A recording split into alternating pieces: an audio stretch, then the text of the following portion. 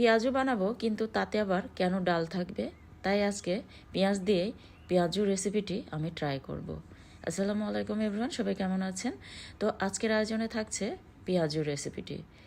ঘরে থাকা অল্প কিছু উপকরণ দিয়ে কিন্তু বানিয়ে নেওয়া যায়। তো আশা করছি ফুল ভিডিও জুড়ে সাথে থাকবেন। ছোট্ট একটি ভিডিও রেসিপি ভালো লাগলে চ্যানেলটি সাবস্ক্রাইব করে সাথে থাকবেন, আর আপনাদের টাইমলাইনে শেয়ার করে রেখে দিতে পারেন। যখন ফ্রি থাকবেন ঝটপট বানিয়ে নিতে পারবেন। তো একটি মিক্সিং বলে আমি 2 মুঠো পরিমাণ পেঁয়াজ কুচি নিয়ে নিলাম, আর পেঁয়াজটা কিন্তু একটু পাতলা সাইজ করে কুচি করে নিতে হবে।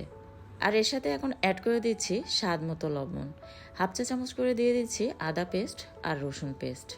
আর পেঁয়াজতে কিন্তু বেশি মশলা হলে ভালো লাগে না, তাই মশলাগুলি অল্প অল্প করে অ্যাড করে নিতে হবে। 1/4 চা চামচের মতো হলুদ পাউডার অ্যাড করে দিলাম, হলুদটা কালারটা সুন্দরের জন্য অ্যাড করে নিলাম। আর এর সাথে এখন অ্যাড করে দিচ্ছি হাফ চা চামচের মতো মরিচ পাউডার। আপনারা চাইলে কিন্তু এখানে কাঁচা মরিচটাও কুচি করে অ্যাড করে নিতে পারেন। একটি ডিম ভেঙে এর সাথে অ্যাড করে দিলাম, আর দিয়ে দিচ্ছি 1 মুঠো পরিমাণ বেসন, আর 1 মুঠোর কম পরিমাণ, এই ধরুন হাফ মুঠোর মতো হবে, ময়দা অ্যাড করে দিলাম। দিয়ে এখন এটাকে খুব ভালোভাবে হাত দিয়ে কুচলিয়ে কুচলিয়ে মাখিয়ে নিতে হবে। আর কনসিস্টেন্সিটা দেখে বুঝতে পারছেন কেমন হবে। তো এগুলোকে এখন ভেজে নেওয়ার পালা। তো চুলে একটা প্যানে আমি পর্যাপ্ত পরিমাণে তেল খুব ভালোভাবে গরম করে নিয়েছি, আর গরম তেলে কিন্তু এভাবে পেঁয়াজগুলি ছেড়ে দিচ্ছি। আমি মিডিয়াম সাইজ করে ভেজে নিচ্ছি, আপনারা চাইলে একটু বড় কিংবা ছোট সাইজ করেও ভেজে নিতে পারেন। আর হ্যাঁ, আমি কিন্তু ধনিয়া পাতাও লাস্টের দিকে অ্যাড করে নিয়েছি, নিয়ে খুব ভালোভাবে মিক্স করে তারপরে এগুলিকে ভেজে নিচ্ছি।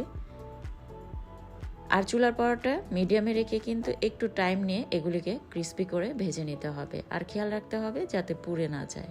আর হ্যাঁ, আপনারা চাইলে কিন্তু ডিম স্কিপ করতে পারেন, তবে ডিমটা দিলে এর স্বাদটা কিন্তু ভালো আসে, তাই ডিম থাকলে অবশ্যই দেওয়ার চেষ্টা করবেন। তো এগুলিকে উল্টে পাল্টিয়ে প্রায় 4 থেকে 5 মিনিটের মতো ভেজে নিলেই কিন্তু হয়ে যাবে।